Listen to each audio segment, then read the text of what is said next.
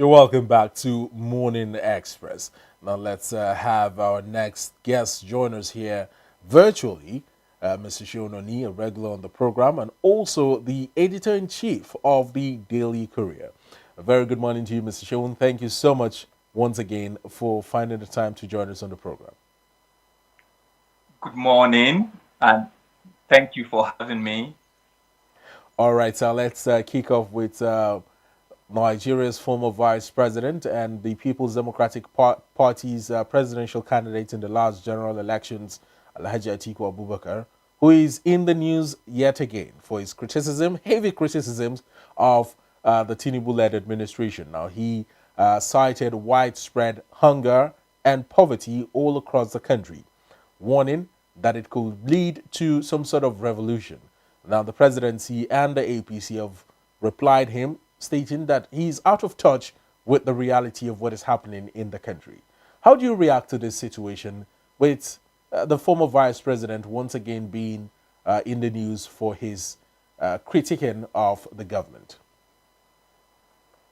Uh, Such a development in our polity. I think we are used to it now as citizens of Nigeria. We wake up every day to one debate or the other. Sadly, it's always around the economy. Yesterday, we woke up to the news by the Nigerian Bureau of Statistics to the easing of the inflation figures. We were before the rebasing, we were at a peak of about 34% at some point. After the rebasing, the the inflationary figure have been decelerating.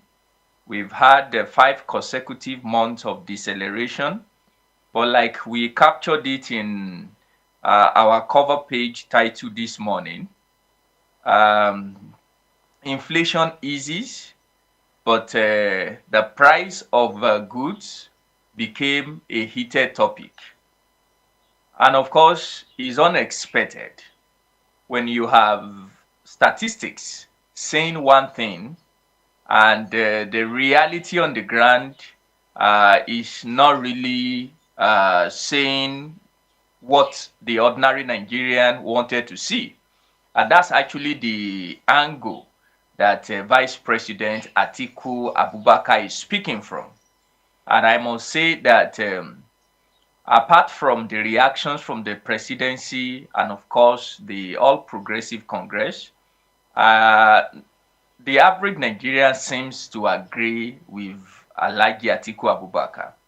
And not because we have not seen a marginal decline in the prices of goods, but it has not declined to the reduction have not gotten to the point where the average Nigerian would see that the prices of goods, prices of commodities get back to that point where the average purchasing power of a Nigerian would be better off. And I think that is really the debate.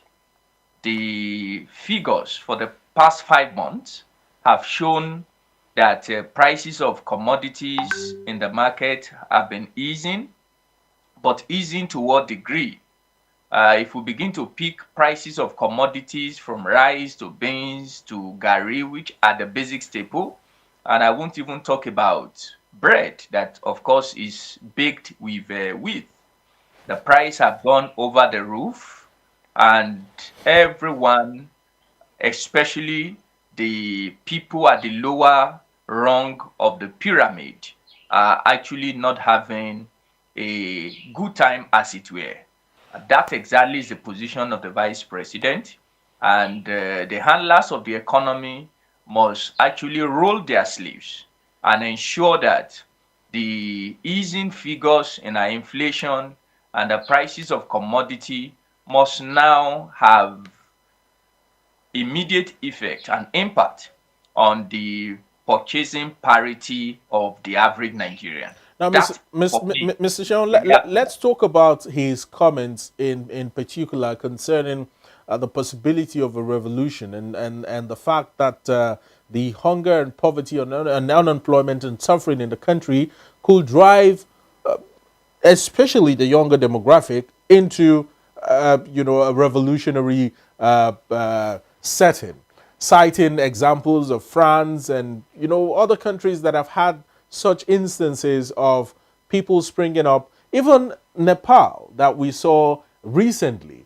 Now, these comments seem a little bit too extreme. Now, that is the argument that the presidency is having over the vice president's comments. And I believe a lot of people also would agree that the vice president shouldn't be stating such comments that could trigger unrest in the country.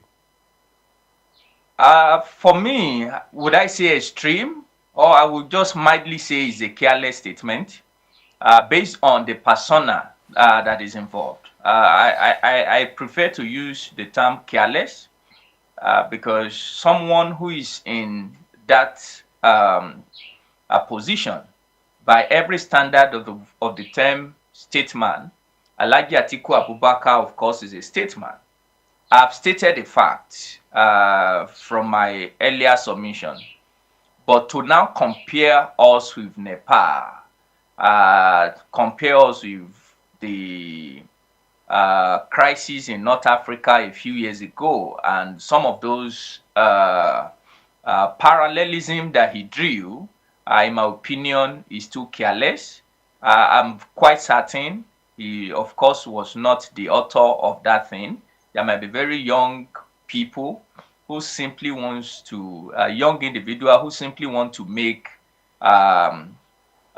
news, but that's where you require the temperament of an elder statesman like Atiku Abubakar to vet some of those things that some of those young guys who are in charge of his media and in charge of his economic policy juggling.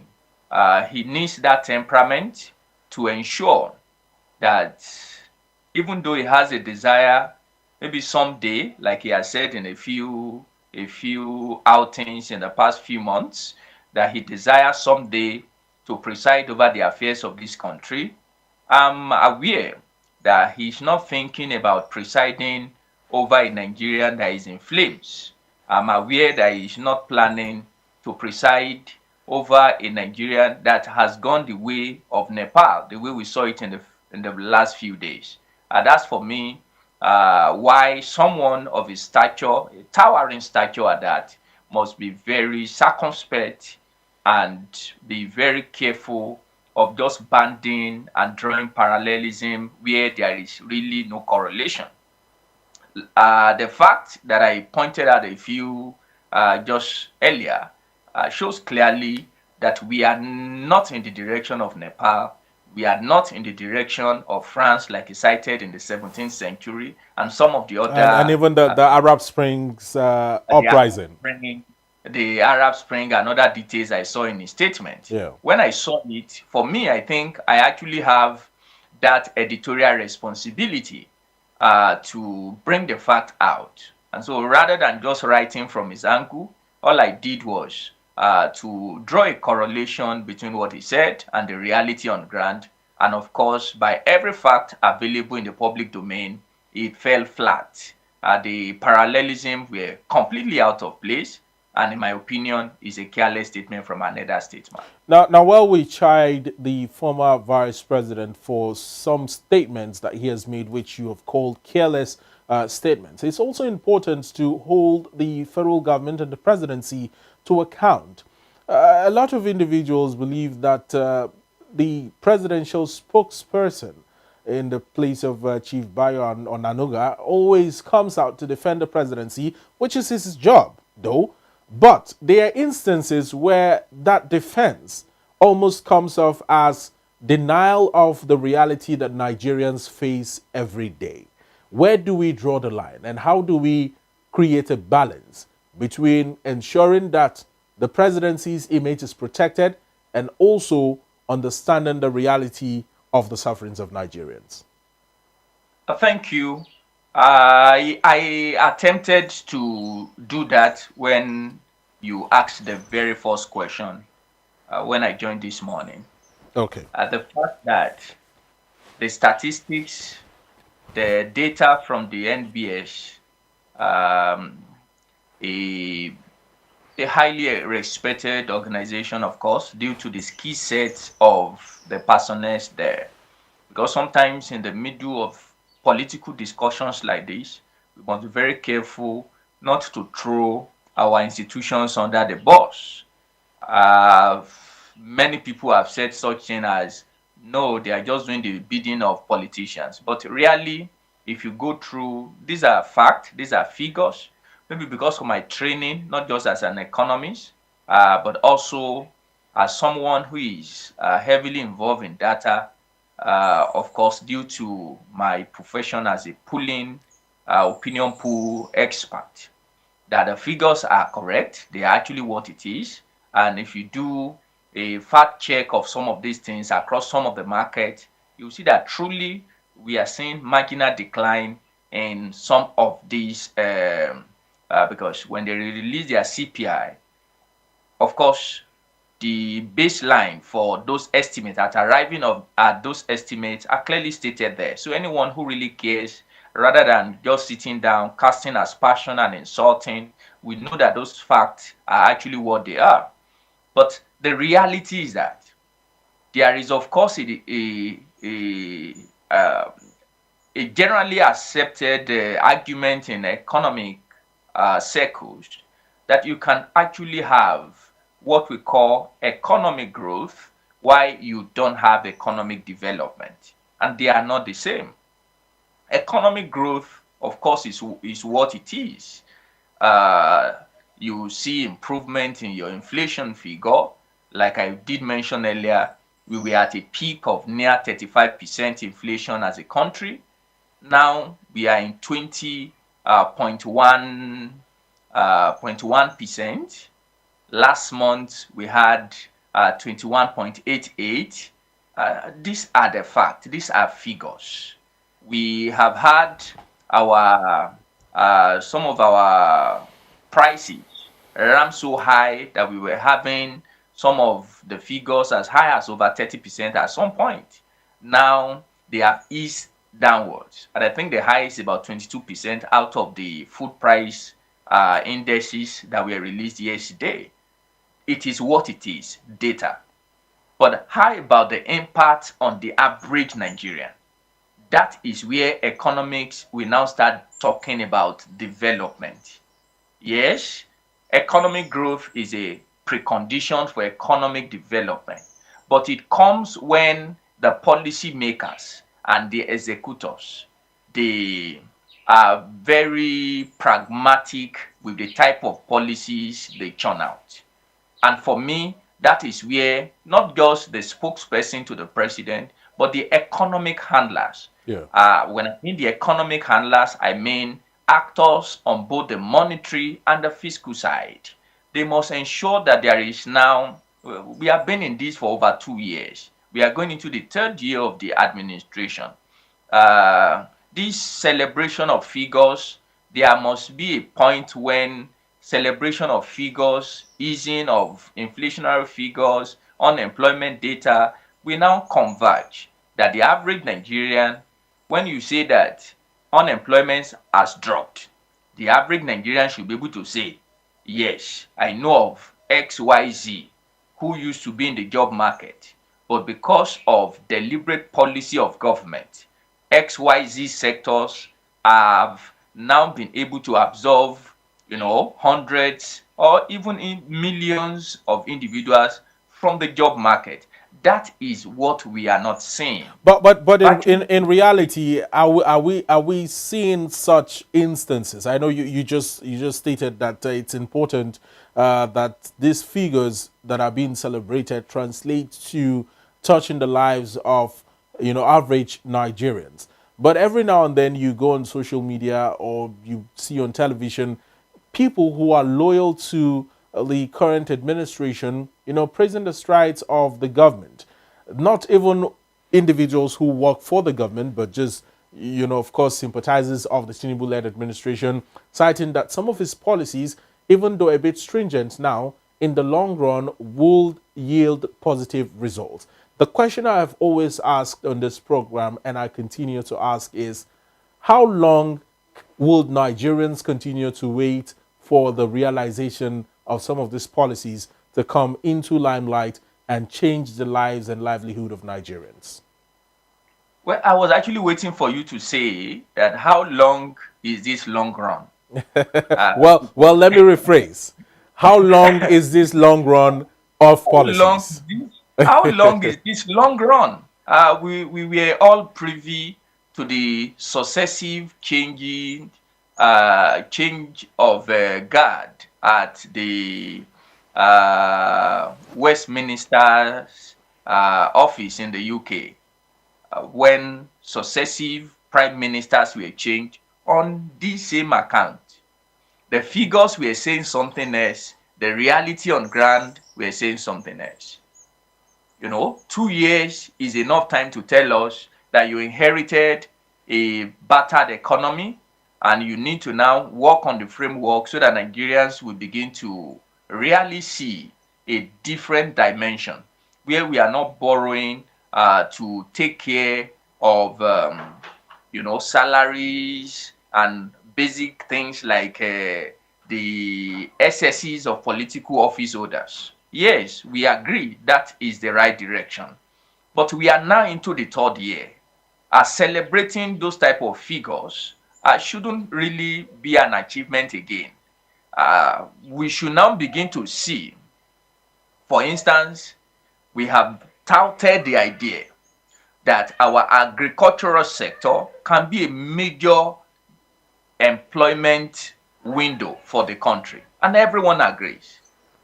But we have not seen figures of that employment. Till now, we have not.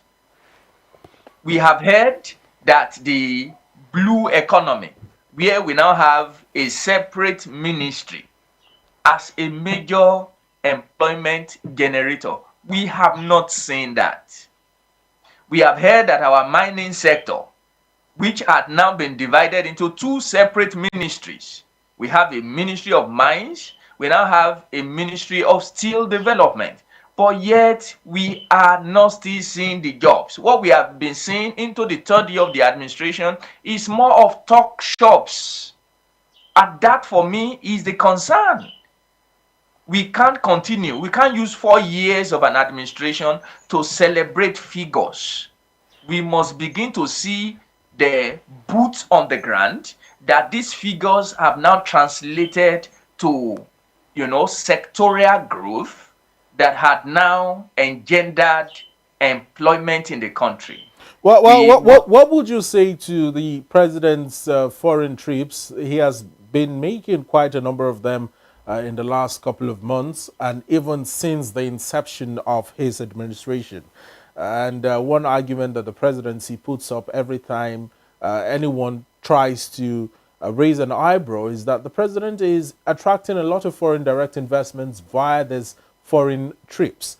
Is this something that Nigerians should hold on to as true?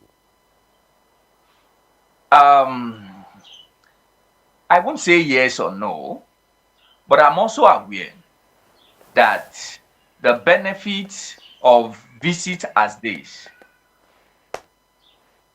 must impact on the average Nigerian. And I think that's the conversation we are having.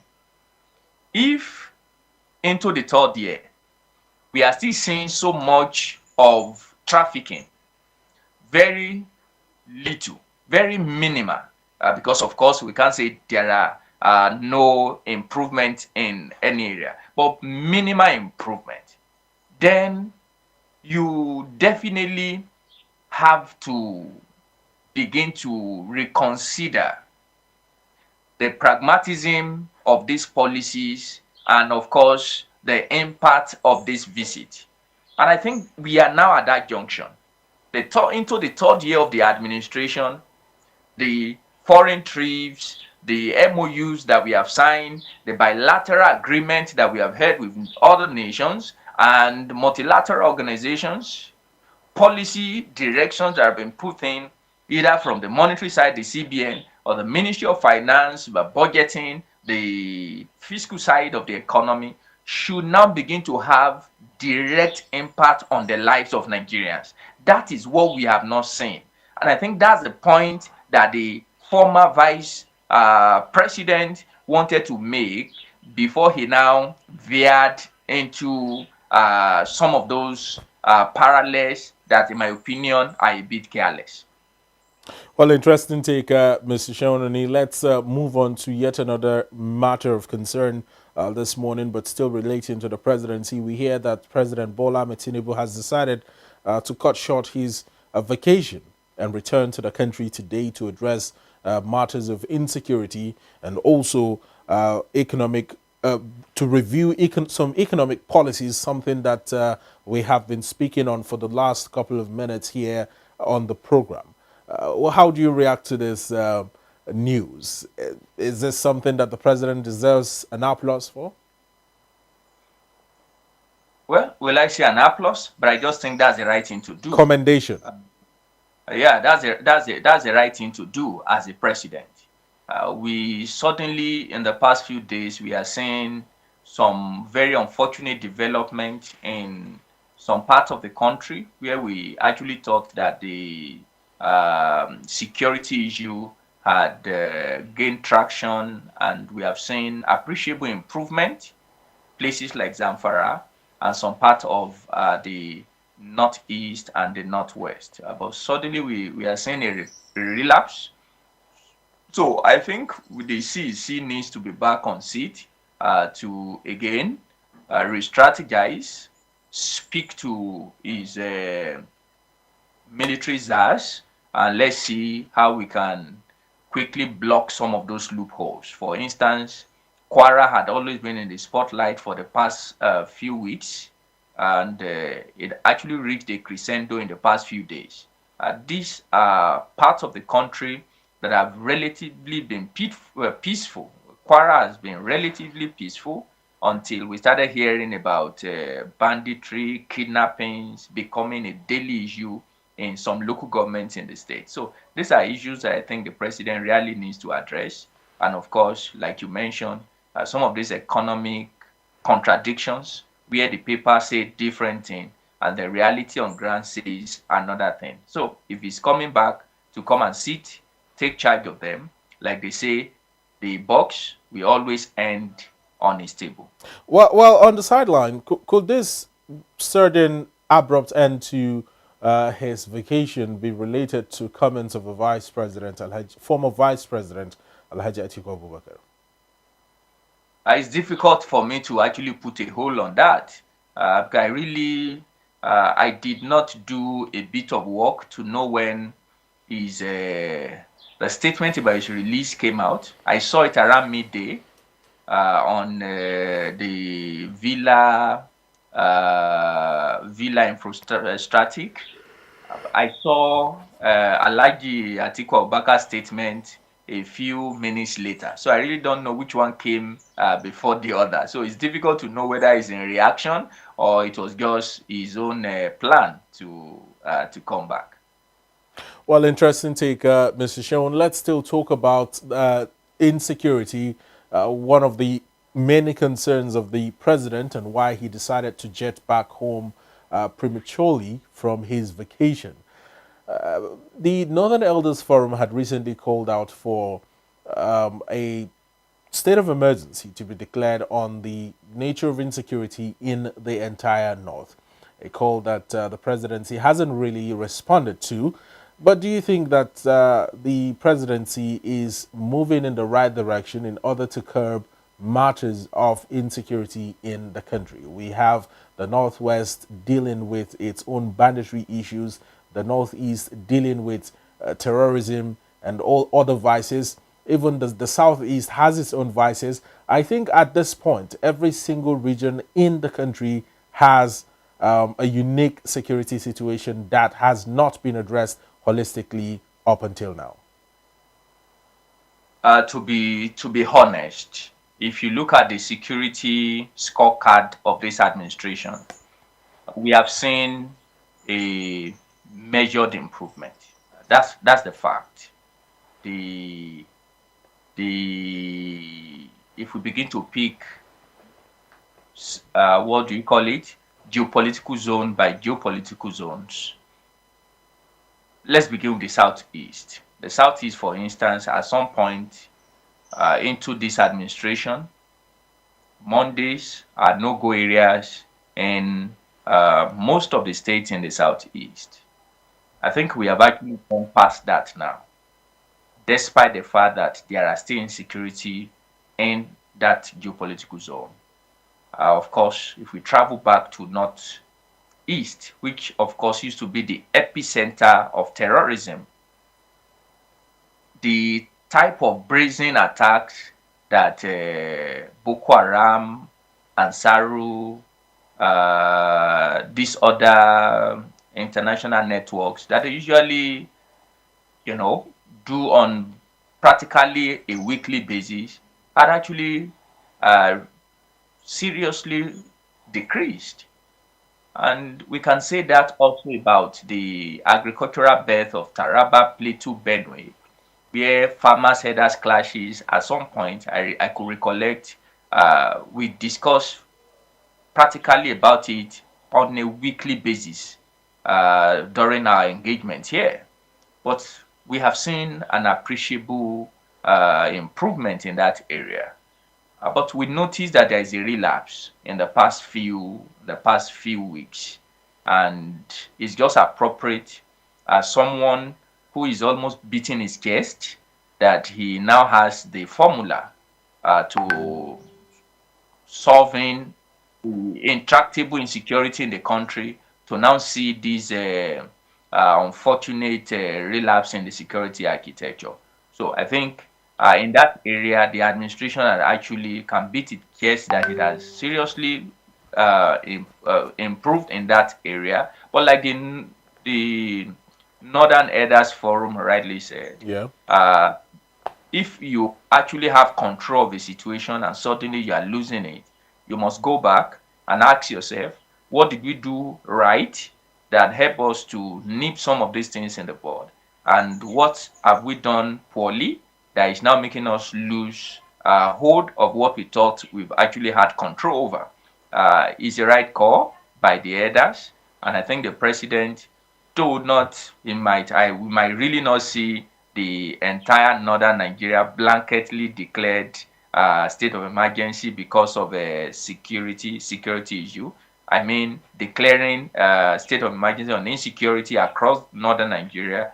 But I know, of course, the president and his security apparatus will have to sit down and ensure that the type of moderate improvement we have seen in the past few months will return back to that place. I think it's better than where we used to be. And we Now, don't want to return back to those days of bombing, mass maiming, and slaughter across any part of the but country. before we get to the concerns, or before we get to the recent happening in Zamfara State, where bandits abducted about 55 persons amidst a peace deal that collapsed.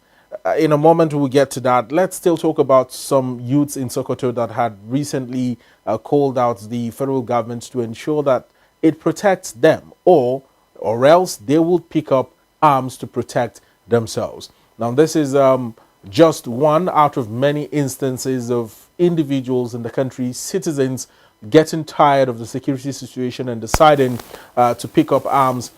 But the Sokoto youth were magnanimous enough to even tell the federal government that if you don't do this, we will do this. But there are certain places in the country that Nigerians have decided to take the security situation and the law into their own hands and protect themselves, whether via the use of firearms or any other weaponry. How can this issue be addressed? I know we're talking about a holistic approach to the matter of insecurity, but how do we also address issues of people, picking up arms in order to protect themselves, which often escalates to other vices as well? Sadly, the the solution to some of these clamor, I think I would choose the word clamor in certain part of the country. It's not just in Sokoto. There was a protest a few days ago in a few communities in Kwara State because they just got tired of people coming out from the bush, ambushing them, kidnapping, and demanding for, you know, huge ransoms in very local communities. Bandits will kidnap people from a community where you can hardly point one or two persons who have 1 million in their savings, and they'll be requesting for as high as 10, 20 million naira for their releases. So they got tired because it was becoming a weekly occurrences in that part of the, and they protested. I saw the garrison commander, the commissioner of police, and the DSS chief in Kwara State went, placated them. I really don't know how they resolved the issue there. So it's not just a Sokoto issue. We've seen that in the past few days. A number of people becoming uh, hopeless, running down into despair, thinking that the federal government, or the government, of course, not just the federal, the state government and the local government, have failed in their responsibility to protect lives and citizens, which of course is the primary responsibility of government. The question is, what do we do to ensure that we don't get to a place where people get into despair and result into self-help? I think the solution is simple. There are triggers of some of these issues. The first is that we have to resolve this issue around our policing system. And I was glad before the president traveled for his vacation, Yeah. it was very clear that we must find a way to go back to the real state policing itself. And Southwest has shown us that that is actually the way to go. The Southwest has shown us, because if you put all the geopolitical zones in Nigeria side by side today on the issue of insecurity, the Southwest, which has found a way of regionalizing its local policing system, In the form of Amotekun. Amotekun, they are actually better off for it. Yeah. There was a time when Ondo State, part of Ekiti State, became notorious for these same kidnapping shenanigans. But it was actually the Amotekun who are actually the first respondents in those communities that helped the federal police to nip that incident in the bud. All right, Mr. Sean, let's move on to yet another matter of discuss this morning. Food price crash in the country. We hear that farmers faulting federal government's order, and on this is agro imports into Nigeria. It's a staggering 2.2 trillion naira. Quite a very devastating situation, I must say. This is as food crisis continue to linger in the country as well. How do you react to this entire situation at a time when the government, the federal government itself, and even other state governments are calling for a diversification into agriculture, and also calling on Nigerians to ensure that they dabble their hands in agric? How do we balance this off with policies that are agric friendly? Sadly, we have a moral issue to resolve as a country. We have a major moral issue to resolve. And I'm shell shocked that farmers are brazen enough to talk down on this policy of government. We were in this country in the immediate past administration when our borders were shut to ensure that our farmers can actually maximize the farming value chain. What did we get in return as a nation? Local rice ballooned to the rooftop, and rice that used to be the basic staple of the average person in Nigeria became unpurchasable for the average Nigerian. We were in this country. Beans at some point is what you can just stroll. I remember as an undergraduate in the university, when I don't have anything, one of the things that I can quickly just go get and use the light, the free light in the University of Girls Hostel those days to quickly burn is my beans. But now it's very difficult, it's not affordable for the average Nigerian because of the policy of government that did not factor the fact that there is also a moral burden on the government to ensure that capitalists don't exploit the citizenry. That was what we saw. It was years later that we now heard that they actually collected this money instead of putting it into serious agricultural processes and value chain. They were part of the round tripping at the CBN. Now, oftentimes, Mr. Sean, agricultural policies that are meant to benefit farmers in the country go unchecked. The distribution of tractors, distribution of fertilizers or seedlings usually go without checks and balances. Now, we saw here in the news that the federal government is set to distribute 2,000 tractors to farmers. Where is the 2,000 tractors going to be distributed? The information is not there. What states? We don't know. What type of farmers? We absolutely don't know. What is the procedure or the process of getting these tractors or being a part of the beneficiary of these 2,000 tractors? We also do not know. Why is the agricultural sector always shrouded in mystery when it comes to policies and when it comes to welfares like this?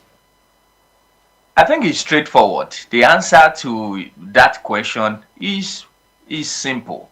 For anybody who is in the agri space, everyone knows that there is no way you can successfully monitor agriculture in a federal system like ours when the chunk of the agricultural budget and intervention comes from Abuja. It's practically impossible. How many staff does the Federal Ministry of Agriculture has to monitor these things across the 36 states, including the FCT? That's the challenge. And that's why a number of people who have asked for a constitutional review had actually made it very clear that, the huge responsibility, there is no reason why we should even have agriculture as a concurrent responsibility. It should be a residual thing where the major resources goes through the local government. They are the ones who can monitor. I don't think there's any local government in Nigeria where you travel to the farthest part and you don't arrive there within 7 to 8 hours. I don't think so. But there are parts of Nigeria that if you're traveling to Abuja to, you travel for 24 hours. These are the realities that had confronted us. And in part is due to our faulty federal system, our federation system, our style of governance, where we call ourselves a nation with other sub-nationals, but all the responsibility seems to be on the federal government. Having said that, the agricultural value chain also is such that when you invest in, there is the outside part. And during the campaigns, one of the things I felt the president had actually not fulfilled in his campaign promises was that he was going to set up a marketing board where it was clearly enshrined in his campaign manifesto that we're going to have the federal government and other the local government get involved in off-taking some of this produce, so that we don't have a situation where the federal government will give loans, in some instances give grants in terms of the tractor you mentioned, fertilizers and other farm input, and these people will take our money that is coming from our collective taxes and revenue of the federal government, get them in form of grants, and by the time they produce this agricultural produce, they sell as if they are capitalists who did not get any form of federal support. Even the US, that is the headquarters of capitalism in the world, does not do that. When they subsidize agricultural produce, they ensure that the pricing is fair to its To the citizens. citizens. But here we are in a mixed economy. We will subsidize, we give grants, we give loans to farmers.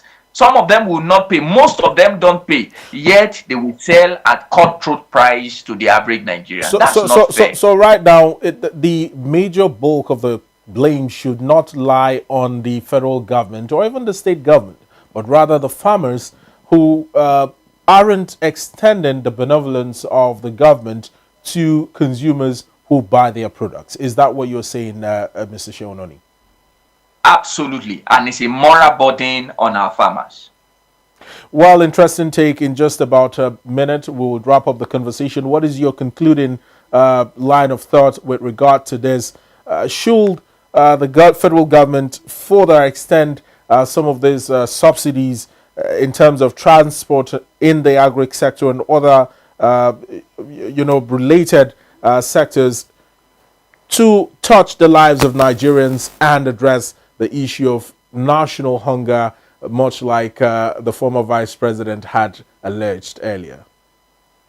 No, the federal government had tried something that worked. What And is I think that? they should stick to that path. What is that? When the prices of a bag of rice was over 100,000, and they were speaking to farmers to ensure that they do the needful, and middlemen took advantage and threw us into serious crisis as a country, the federal government simply used the back door, brought in rice to crash the price. That's why we could have rice at average of 60, 65 today across the length and breadth of the country. So they should stick to that, intervene, but also ensure that they have their two eyes open. Where farmers are exploiting citizens, they should also use the same back channel, bring the same, so that there will be competition in the country. We don't have our local farmers holding the nation to hostage the way we saw it in the past few years. That will not be fair on the average Nigerian. If we can buy foreign things at a cheaper price, and our farmers are insisting because they want us to support their agriculture, and now holding us by the jugular, the federal government has a responsibility to rescue us from their grip by ensuring that their eyes are open, ensure there is a semblance of sanity in our pricing methodology across the length and the breadth of the country. We are a mixed economy, of course. So government intervention is required where capitalists are holding us by the jugular. All right, Mr. Sharon, quite a very fine place to leave the discussion this morning. We must thank you so much. Always insightful to have this discuss with you. Thank you so much for having me, and do have a very brilliant day ahead. Thank you, and you too. Well, that has been Mr. Sheononi, Editor-in-Chief at the Daily Courier, speaking to us on matters of national interest. We'll take a break. When we come back, we'll turn our attention to insecurity and the recent happening in Zamfara with the abduction of about 55 people in a mosque. Do well to stay with us.